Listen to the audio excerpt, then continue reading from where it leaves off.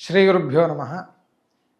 ఈ సంవత్సరం ప్రధానంగా 2 గ్రహణాలు మన భారతదేశంలో గోచరిస్తూ వస్తున్నాయి.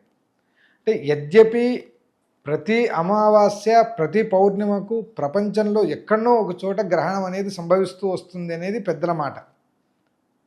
కానీ ఎప్పుడైతే గ్రహణము మనమున్న ప్రాంతంలో గోచరిస్తుందో, కంటికి కనపడుతుందో, అప్పుడు మాత్రమే దాన్ని ఆచరణ అనేది చేస్తూ రావాలి.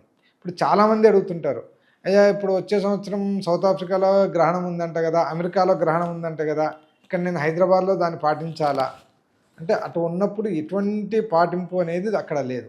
హైదరాబాదు ప్రాంతానికి గ్రహణం కనపడుతుంది అన్నప్పుడు మాత్రమే మీరు పాటిస్తూ రావాలి. ఈ విశ్వావసనామ సంవత్సరంలో భాద్రపద శుక్ల పౌర్ణిమ అంటే 7/9/2025 రోజున శతభిష నక్షత్రంలో మనకు గ్రహణం అనేది చంద్రగ్రహణం ఏర్పడుతూ వస్తుంది. ఆ సంవత్సరం ఆ నెలలో మనం ఆ గ్రహణాన్ని పాటిస్తూ రావాలి ఆ రోజు మాత్రం. అదేవిధంగా గ్రస్తోదయ చంద్రగ్రహణం కూడా ఒకటి ఉన్నది. ఆ గ్రస్తోదయ చంద్రగ్రహణం విశ్వావసనామ సంవత్సర ఫాల్గుణ శుక్ల పౌర్ణిమ అంటే 3/3/2026 రోజున గ్రస్త ఉదయ చంద్రగ్రహణం అనేది కూడా మనకు ఏర్పడుతూ వస్తుంది. ఈ 2 గ్రహణాలు మాత్రమే పాటించాలి. మిగిలినటువంటి గ్రహణాలు ఏమన్నా మధ్యలో కనిపిస్తున్నాయి, అమెరికాలో వచ్చినాయి, రష్యాలో వచ్చినాయంటే వాటిని మన తెలుగు రాష్ట్రాల్లో ఎక్కడ కూడా వాటి గురించి మనం పట్టించుకోవాల్సిన అవసరం లేదు. మన భారతదేశంలో వాటి గురించి పట్టించుకోవాల్సిన అవసరం లేదు. అందువలన ఈ 2 గ్రహణాలను మాత్రమే ఆ సమయంలో మనం జాగ్రత్తగా ఉండి భగవంతుని ధ్యానం చేస్తూ జపాలు, హోమాలు, తర్పణాదులు ఇవన్నీ చేసుకుంటూ ఉండడం ద్వారా మనము ఆ గ్రహణం ద్వారా మంచి ఫలితాన్ని పొందేదానికి అవకాశాలు ఉంటాయి.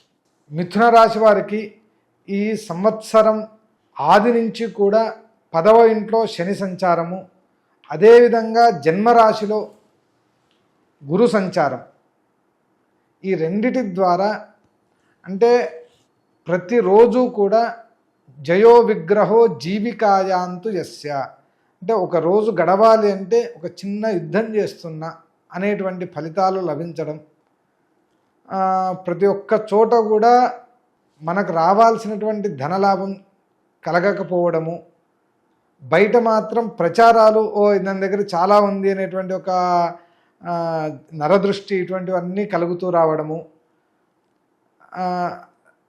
అజాతస్య మాత పితాబాహురేవ అంటే మనకు గైడెన్స్ ఇవ్వాల్సిన వాళ్ళు, మనకు సపోర్ట్ చేయాల్సిన వాళ్ళు ఎవ్వరూ కూడా చేయకపోవడం, వృథా సర్వతో దుష్టకర్మాధిపత్యాత్ అంటే చేతులు కాలిన తర్వాత ఆకులు పట్టుకుంటున్నాం అనేటువంటి పరిస్థితులు కూడా చాలా ఈ సంవత్సరం సంభవించేటువంటి అవకాశాలు ఉన్నాయి.